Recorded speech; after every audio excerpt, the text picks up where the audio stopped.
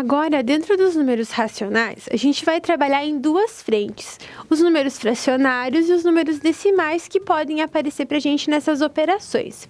Nós vamos começar na adição de números fracionários. Nós temos aqui 1/3 mais negativo 2/5. Nós sabemos que se tem sinal de associação, a gente precisa primeiro eliminar esses sinais de associação. Então, utilizando o jogo de sinais, nós teremos positivo 1/3, mais com menos ficamos com menos 2/5. Aí a gente vai verificar que essas duas frações, elas possuem denominadores diferentes. Então, o que nós vamos precisar fazer é encontrar o mínimo múltiplo comum para tornar esses denominadores semelhantes. Você lembra o que é MMC?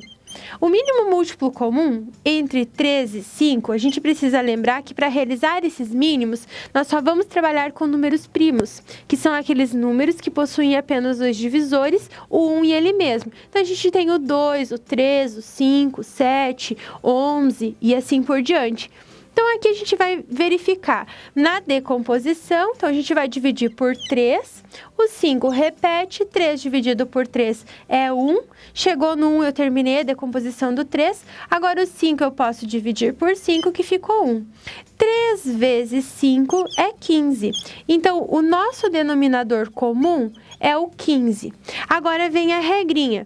Esse denominador, ele vai dividir pelo número de baixo, que é o denominador, e multiplicar pelo de cima. Então, 15 dividido por 3 é 5. 5 vezes positivo 1 é positivo 5.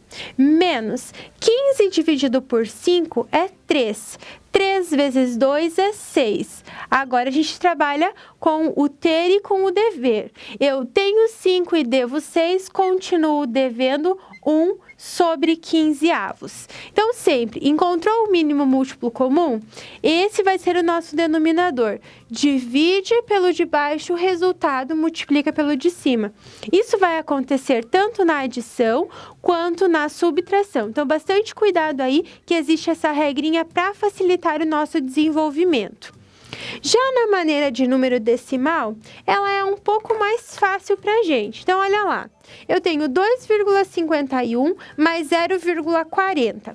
A vírgula, ela sempre tem que ficar embaixo de vírgula. Não importa quantos números decimais depois da vírgula apareça aí pra gente. Então, vírgula embaixo de vírgula, basta a gente somar. Então, 1 mais 0 é 1. 5 mais 4, 9, a vírgula vai permanecer embaixo de vírgula, e 2 mais 0 é 2. Então, o resultado final, 2,91. A adição de números decimais, a vírgula deve ficar embaixo de vírgula para facilitar aí a nossa resolução, e aí basta você somar o que está pedindo aí. Tranquilo?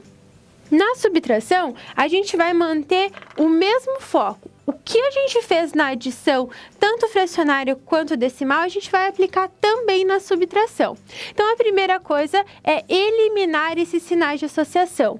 Nós teremos aqui 5/4, menos com menos mais 1/5. Nós sabemos que quando uma fração ou um número qualquer não tem sinal, ele é positivo, porque esse positivo pode ficar subentendido, a gente tem que ter isso em mente. Agora, o 5 e o 4, eles são denominadores diferentes, então a gente vai precisar encontrar o MMC. O mínimo múltiplo comum entre 4 e 5, novamente nós podemos dividir por 2, fica 5 e 2. Por 2 de novo, 5 e 1. Terminei de decompor o 4, agora a gente vai para o 5. 5 dividido por 5 é 1. Agora, multiplicando, 2 vezes 2 é 4, vezes 5 é 20. O nosso denominador passa a ser 20. Agora, divide pelo de baixo, multiplica pelo de cima. 20 dividido por 4 é 5, vezes 5, 25. Mais 20 dividido por 5, 4, vezes 1 é 4. Então, 25 mais 4, nós temos 29 sobre 20 avos. Então, de novo, elimina os sinais de associação, encontra o mínimo múltiplo comum, divide pelo de baixo, multiplica pelo de cima, e o resultado, ele vai ser a soma ou a subtração, conforme está nos solicitando no numerador. O denominador sempre vai permanecer o mesmo. E na subtração de decimais, a gente vai trabalhar da mesma forma que a adição. Vírgula embaixo de vírgula, agora a gente pode realizar a nossa subtração. Então, 0, nós não podemos tirar 3, vamos precisar fazer um empréstimo. Aqui ficamos com 10 e aqui 6. 10 menos 3 é 7. 6 menos 0 é 6. 3 menos 0 é 3, 2 menos 0 é 2, 23,67. Observem que a vírgula permaneceu no mesmo lugar, sempre cuidando para ela estar vírgula embaixo de vírgula, independente do tanto de casa decimal que tenha cada número.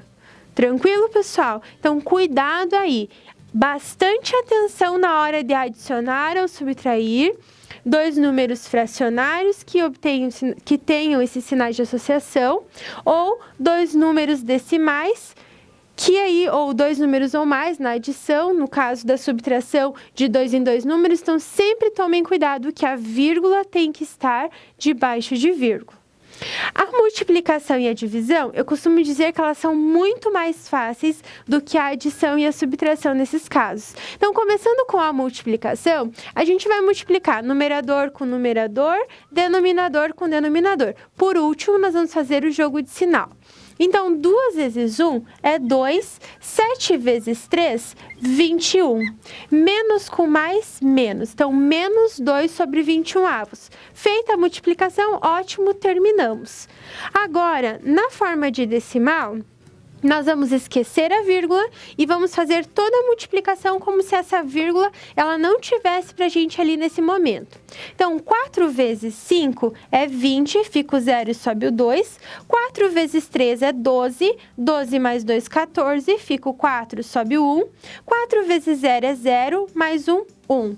Pulamos uma casa, 0 vezes 5 é 0, 0 vezes 3 é 0 e 0 vezes 0 é 0. Agora, a gente pode somar 0, 4, 1, 0. Feita a multiplicação, esquecendo da nossa vírgula, agora a gente volta a pensar nela novamente. Eu tenho dois números depois da vírgula e aqui eu tenho uma casinha decimal. O total de casas decimais são 3. Então, o que a gente vai fazer? Sempre da direita para a esquerda, eu vou contar o tanto de casas decimais que vem da minha soma de casas decimais aqui de cima. Então, 1, 2, 3 e a vírgula. Então, a vírgula no nosso resultado, ela vem sempre da soma das casas decimais dos dois números que estão se multiplicando. Lembre sempre disso para não errar na hora de colocar a vírgula, porque ela interfere sim no nosso resultado final. A divisão na forma de número fracionário é a mesma coisa que a gente estivesse fazendo a multiplicação. Só que a multiplicação é um pouquinho diferenciado. Olha aqui, ao invés de multiplicar numerador com numerador, a gente vai fazer a multiplicação cruzada. Então, 9 vezes 4 é 36. O 36, ele vai permanecer no nosso numerador. Então, eu multiplico sempre da esquerda para a direita e isso vai resultar no nosso numerador. E depois, 8 vezes 1, que é 8, resulta no denominador. Nesse caso, os dois números são positivos, resultado positivo. Então, lembra que na divisão de números fracionários, a multiplicação é cruzada. Agora vem a parte que bastante gente tem dificuldade, que é a divisão de dois números decimais. Aqui, o primeiro passo é a gente igualar as casas decimais. Eu tenho duas casas depois da vírgula e aqui eu só tenho uma. Então, eu vou igualar essa casa decimal e agora eu já posso começar a dividir. Por quê? No momento que a gente igualou as casas decimais, nós vamos eliminar a vírgula. E agora a gente vai fazer a divisão normal. Então, 185 dividido por 250. Como 185 ele é menor que o 250, eu vou precisar acrescentar o 0, a vírgula e um 0 aqui, ok?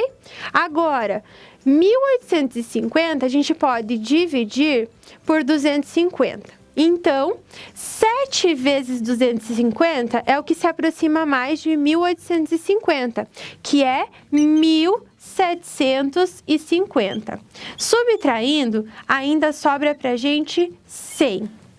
Aí a vírgula que a gente já tinha colocado aqui, ela dá direito a gente acrescentar mais um zero para poder continuar essa divisão. Agora, 1.000 dividido por 250 é 4. 4 vezes 250 é 1.000 e restou 0. Então, na nossa divisão de números decimais, primeiro passo, igualar as casas decimais. Igualou essas casas? Elimine a vírgula. Depois disso, você vai começar a sua divisão. Caso o primeiro número que apareça, no nosso caso aqui, era o 185, como ele era menor que o 250, eu precisei acrescentar esse zero para fazer a divisão. Quando isso for necessário, eu faço 0, e aí acrescento zero, começa a nossa divisão normal. Lembrando que essa vírgula, ela dá direito de a gente acrescentar um zero por vez. Então, eu necessitei um zero aqui, ótimo, comecei a divisão.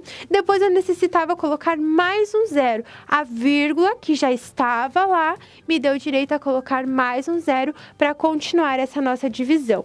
Então, eu espero que você tenha entendido as operações dentro desses 3 primeiros conjuntos. Caso você tenha dúvida, volte e reassista esses vídeos. Lembrando que isso é básico para a gente, para os próximos conteúdos. Então, estude aí e tente compreender todas essas operações.